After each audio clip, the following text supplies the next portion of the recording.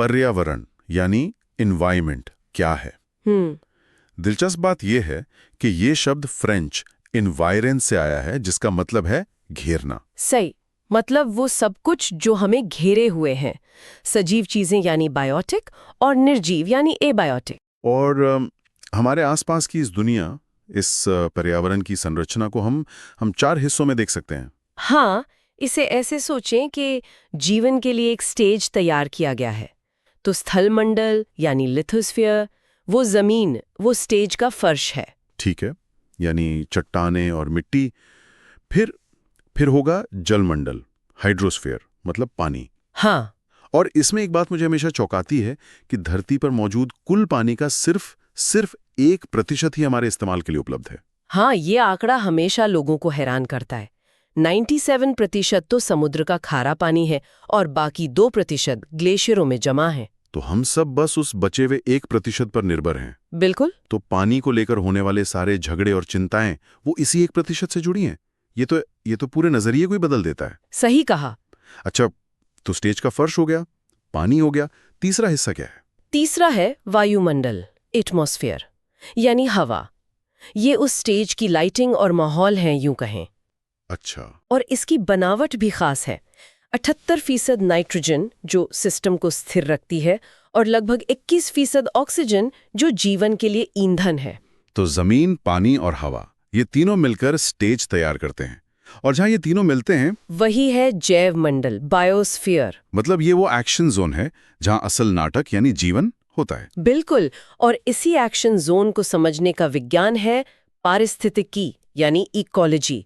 इसका श्रेय अर्नस्ट हैकल को दिया जाता है। तो ये सिर्फ ये नहीं देखता कि कौन कहाँ है, बल्कि ये भी कि वो एक दूसरे से कैसे इंटरैक्ट कर रहे हैं। हाँ, अगर पर्यावरण पूरा थिएटर है तो पारिस्थितिकी उस पर चल रहा प्ले है। वाह, कौन सा किरदार किससे बात कर रहा है, कौन दोस्त है कौन दुश्मन, ये बहुत अच्छी उपमा है। इसी से जुड़ा एक और शब्द है पारिस्थितिकी तंत्र, इकोसिस्टम। ये क्या है? एजी टैंसले ने इसे एक ऐसी इकाई बताया जहां सजीव और निर्जीव तत्व एक साथ काम करते हैं।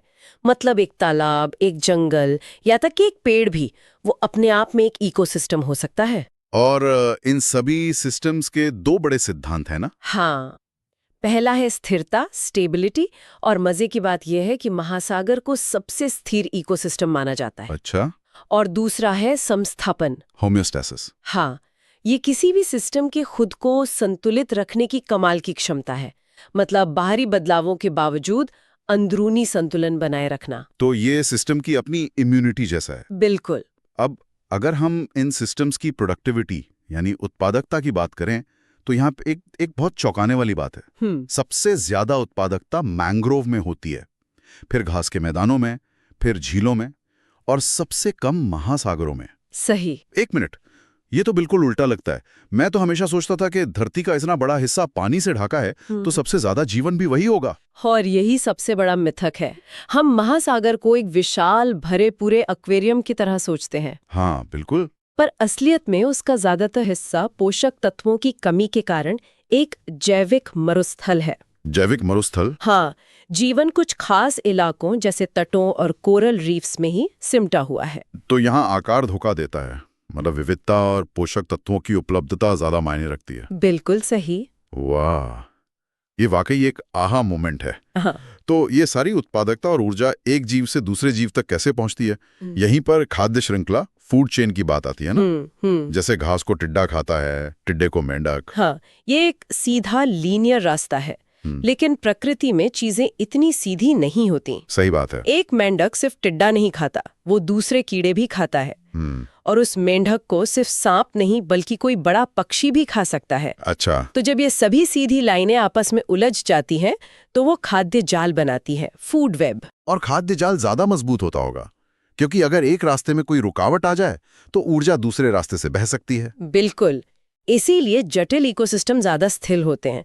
लेकिन सवाल ये है कि जब एक जीव दूसरे को खाता है तो क्या सारी ऊर्जा आगे चली जाती है? मुझे लगता है यहीं पर लिंडमैन का 10% का नियम आता है। सही पकड़ा। ये कहता है कि एक स्तर से दूसरे स्तर पर सिर्फ 10% ऊर्जा ही जाती है। हाँ, बाकी 90% गर्मी के रूप में या उस जीव की अपनी जिंदगी चलाने में, मतलब मेटाबॉलिज्म में खर्च हो जाती है। इसीलिए खाद्य श्रृंखलाएं ज्यादा लंबी नहीं हो सकती। सही। 4 या 5 स्तर के बाद ऊपर वाले शिकारी के लिए ऊर्जा ही नहीं बचती। अच्छा, मतलब एक शेर को घास खाकर जिंदा रहने के लिए इतनी घास खानी पड़ेगी जो संभव ही नहीं है। हाँ, उसे ऊर्जा को हिरण जैसे पैकेट में लेना पड़ता है। ये 10% का नियम तो सब कुछ समझा देता है। और मुझे लगता है ऊर्जा के इसी प्रवाह को दिखाने के लिए पारिस्थितिकी पिरामिड्स, इकोलॉजिकल पिरामिड्स का इस्तेमाल होता है। पहला है संख्या का पिरामिड। हाँ, जैसे घास के मैदान में लाखों घास के पौधे होंगे, उन पर हजारों टिड्डे, उन पर सैकड़ों मेंढक और शायद कुछ सांप, तो पिरामिड सीधा बनता है। लेकिन एक पेड़ के इकोसिस्टम में ही उल्टा हो जाता है। बिल्कुल, एक पेड़, उस पर हजारों कीड़े और उन कीड़ों पर शायद बस कुछ पक्षी, तो पिरामिड का आधार छोटा और ऊपर का हिस्सा बड़ा हो गया। सही। दूसरा पिरामिड है जैव भार, बायोमास का, यानी हर स्तर पर मौजूद जीवों का कुल वजन। ये भी जमीन पर तो सीधा होता होगा, है ना? पेड़ों का वजन हिरणों से ज्यादा, हिरणों का वजन शेरों से। हाँ, लेकिन पानी में ये भी उल्टा हो सकता है। एक मिनट, ये थोड़ा कंफ्यूजिंग है।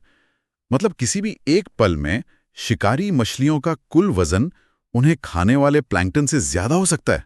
ये कैसे? हाँ बिल्कुल, ऐसा इसलिए क्योंकि प्लैंकटन की उम्र बहुत छोटी होती है और वो बहुत तेजी से पैदा होकर खा लिए जाते हैं। अच्छा। इसे ऐसे समझें कि एक छोटा सा फ्रिज है जिसमें से आप बार बार खाना निकालते हैं, पर कोई उतनी तेजी से उसे भरता रहता है। तो किसी भी एक समय पर फ्रिज में खाना कम दिखेगा, यानी प्लैंकटन का बायोमास, भले ही दिन भर में उसमें से बहुत सारा खाना गुजरा हो। क्या बात है, ये सबसे बढ़िया एक्सप्लेनेशन था। तो संख्या और बायोमास के पिरामिड सीधे या उल्टे हो सकते हैं। हाँ। तीसरे पिरामिड यानी ऊर्जा पिरामिड का क्या? ये पिरामिड हमेशा हर हाल में सीधा होता है। ये एक सार्वभौमिक नियम है। हमेशा सीधा क्यों? क्योंकि 10% के नियम के हिसाब से ऊर्जा हर स्तर पर घटती ही है, इसलिए आधार यानी उत्पादकों के पास हमेशा सबसे ज्यादा ऊर्जा होगी। ये कभी उल्टा नहीं हो सकता। तो ये पिरामिड हमें दिखाते हैं कि ऊर्जा एक छोटे से इकोसिस्टम में कैसे काम करती है। लेकिन ये ऊर्जा और ये पोषक तत्व जैसे नाइट्रोजन, ये पूरे ग्रह के स्तर पर कैसे घूमते हैं? बिल्कुल, और यहीं पर जैव भू रसायन चक्र, बायोजियोकेमिकल साइकिल्स की भूमिका आती है। ये प्रकृति के विशाल रिसाइकलिंग सिस्टम है। Recycling system? हाँ, जैसे नाइट्रोजन चक्र को ही लें, हवा में 78% नाइट्रोजन है, पर पौधे उसे सीधे इस्तेमाल नहीं कर सकते। तो वो उसे कैसे लेते हैं? या तो बिजली चमकने से वो टूटकर मिट्टी में मिल जाती है, या फिर कुछ खास बैक्टीरिया जैसे दालों की जड़ों में रहने वाला राइजोबियम। अच्छा, राइजोबियम। वो उसे पौधों के लिए पचाने लायक नाइट्रेट्स में बदल देता है। फिर वो भोजन के जरिए हम तक पहुंचती है, और जब जीव मरते हैं तो दूसरे बैक्टीरिया उसे वापस हवा में छोड़ देते हैं। एक पूरा चक्र। तो प्रकृति कुछ भी बर्बाद नहीं करती, सब कुछ रिसाइकल होता है। क्या सभी चक्र हवा से जुड़े हैं? नहीं, चक्र 2 तरह के होते हैं।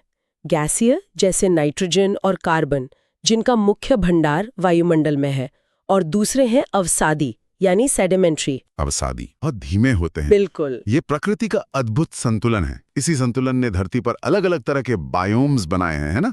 जैसे घास स्थल, ग्रासलैंड्स। हाँ, जिन्हें अमेरिका में प्रेरी और यूरेशिया में स्टेपी कहते हैं। या फिर मरुस्थल, डेजर्ट्स, जहाँ के पौधों में गजब की अनुकूलन क्षमता होती है। बिल्कुल। पानी जमा करने के लिए मांसल तने, या पानी की तलाश में बहुत गहरी जाने वाली जड़ें। और टंड्रा, जिसका मतलब ही बंजर भूमि है, वहाँ पर्माफ्रॉस्ट यानी स्थायी रूप से जमी हुई जमीन होती है। ये सब प्रकृति का सिस्टम है। लेकिन अब इस सिस्टम में मानवीय बग की बात करते हैं। हाँ, और यहीं पर पारिस्थितिकी पदछाप, इकोलॉजिकल फुटप्रिंट का कॉन्सेप्ट आता है। इकोलॉजिकल फुटप्रिंट ये एक तरह का हिसाब है कि हम प्रकृति से कितना ले रहे हैं और बदले में कितना कचरा पैदा कर रहे हैं। और ये हिसाब क्या कहता है? ये कहता है कि आज मानवता का फुटप्रिंट इतना बड़ा है कि हमें अपनी जरूरतें पूरी करने के लिए 1.7 पृथ्वी चाहिए। ये तो डरावना है। और इसकी तुलना में हमारे पास पवित्र उपवन, सेक्रेड ग्रोव्स जैसे उदाहरण भी हैं। सही। ये ऐसे जंगल हैं जिन्हें स्थानीय लोगों ने अपनी धार्मिक आस्था के कारण सदियों से बचाया है, जैसे मेघालय और राजस्थान में।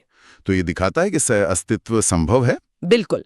सारी समस्या तब शुरू होती है जब हम प्रकृति के संतुलन यानी समस्थापितन, होम्योस्टैसिस को बिगाड़ते हैं। जैसे हरित गृह प्रभाव, ग्रीन हाउस इफेक्ट।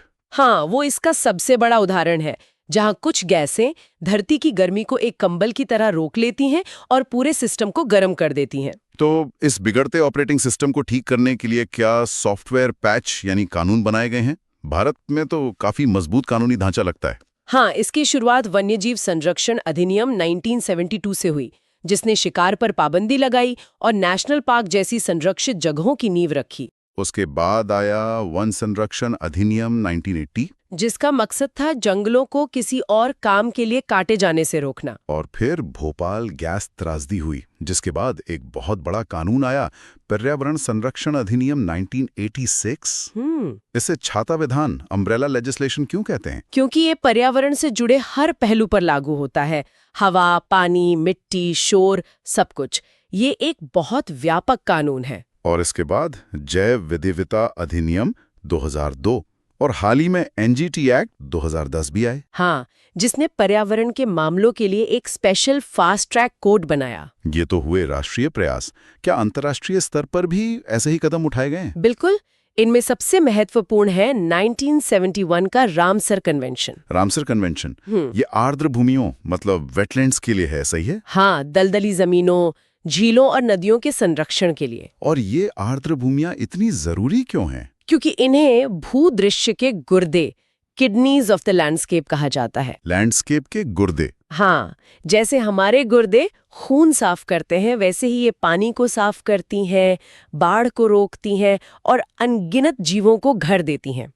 भारत में अब कुल 75 रामसर स्थल हैं। ये बहुत बड़ी उपलब्धि है। और संरक्षण की बात हो और यूनेस्को विश्व धरोहर स्थलों का जिक्र न हो, ये तो हो नहीं सकता। इनको भारत में 3 श्रेणियों में बांटा गया है।